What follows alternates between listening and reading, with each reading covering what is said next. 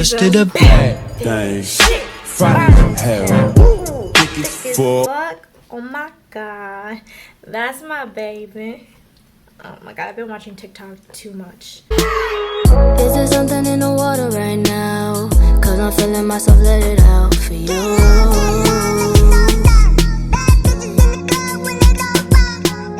So hey guys, in this video I'm going to be telling you, or showing you, both. It's a video about how to get rid of piercing bumps.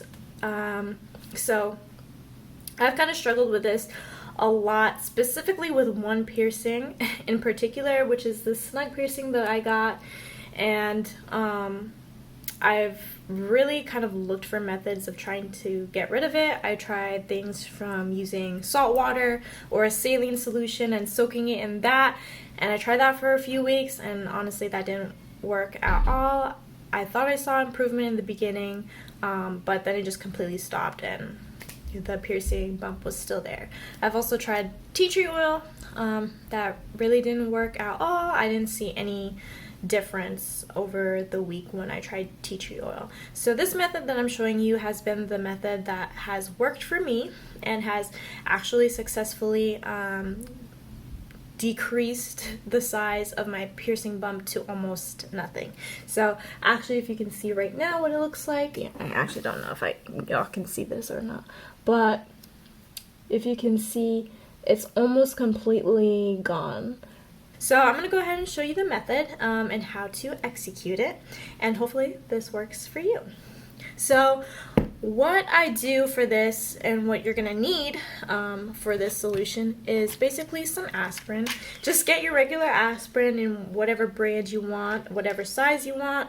I just got 100 tablets. Honestly, this has lasted me a pretty long time because you're only going to use one tablet per use, essentially. So you get aspirin, get yourself a container. So this is my container. You can use whatever container you have in your house, or if you have a pill crusher, honestly just use that. That will make everything so much easier.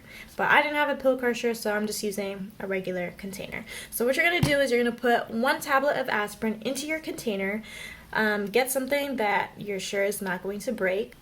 I just get like my leave-in conditioner bottle, honestly, because again, like I said, it fits perfectly. You can use other things, whatever you have that you're not worried is going to break and will fit in your container. And you're going to use this, you're going to put the pill on in the container, and you put whatever it is you're going to use to break the pill in your container, and you're just going to crush it. So honestly, I just take this because it fits perfectly. I just take it on like a desk, a table, a counter, whatever, and then I just pound the leave-in conditioner bottle, or smash it basically into the desk until the aspirin becomes a powder. So with this powder, you're going to take something like this. So this is just, I think, the most common like piercing aftercare spray that's out there, and this is what I use to kind of wet the aspirin powder. If you don't have this, honestly, you could just use a little bit of salt and some water, or you could just use water. But I find that using this actually is a little bit more efficient when combined with the aspirin on my piercing, so I've been using this. So you're gonna add that spray or whatever liquid solvent Wow, you had all this space in my apartment and you chose to come up to my face like that. I don't understand insects.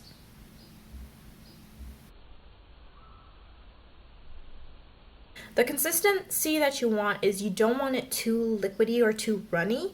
I don't think that's going to be effective at all, and you also don't want the aspirin powder to still be dry, if that makes sense. So I can go ahead and kind of cut to a video that will show you guys a little bit about what that consistency visually looks like.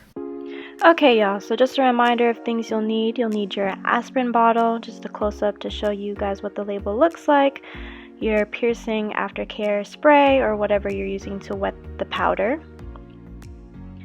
and then whatever you're going to use to break up the pill. So we're gonna go ahead and put the tablet in there, just one. Remember, you only need one per use. And then basically use your tool to break up that tablet. I was having a rough time, so I went ahead and just broke the tablet off camera. Now this is what your powder should look like. So as you can see, it's not all consistent. There are some big pieces in there, but that's not going to matter too much in the long run. As long as you have enough fine powder in there, you should be good. Then you're going to go ahead and add the spritz spray or whatever liquid you're going to be using. So for this I did one spritz or a couple spritz, but as you can see, it was not enough to wet the powder. So this is an example of what it looks like if you don't put enough liquid. So add a little bit more until you kind of get this consistency here. For this one, I kind of made the mistake of adding a little bit too much liquid, so as you're gonna see, it's a little bit more runny than it needs to be. So try to get it a little less runny than this consistency that I made here. But I'm gonna go ahead and move that extra liquid out of the way and get that paste. So this is really what it should look like. Collect it on your Q-tip, and then you can go ahead and apply that to your piercing. I usually try to use the paste liberally so that the piercing bump is completely covered. And then that's pretty much it. You just leave it on for the day or the night, and you do that for a week or so until your piercing bump is gone. So I just put it on during the day and then let it sit there for as long as possible or before I go to bed, and then I rinse it off with the same solution. So before I let you guys go, another pro tip that I would recommend that I think has also been kind of aiding the healing process of that piercing bump that I've had is also making sure that you don't traumatize the piercing in any way. And what I mean by this is make sure you're not hitting it against things, you're not touching it or getting it caught against things, and most importantly, you're not sleeping on it. So because this is an ear piercing on this side, it's very easy to just, turn around in your sleep and sleep on that side. And because personally, I was thinking my piercing was healed, it doesn't hurt when I touch it, it doesn't hurt when I move the piercing, so I thought it was okay to probably sleep on that side. But since I've been avoiding sleeping on this side until I've, gotten rid of the piercing bump, I've noticed a much more dramatic decrease in the piercing bump and also consistency in it staying away and staying gone. So that's pretty much all the advice I guess I have, but hopefully this solution is something that works for you. It seems that a lot of different methods work for different people. Those other methods that some people swear by honestly just haven't been working for me. So if you've been having that same kind of struggle to find a solution, hopefully this is that kind of holy grail for you. But if you have any questions, go ahead and let me know in the comments below. Otherwise, like and subscribe for more content. Thanks, guys. I'm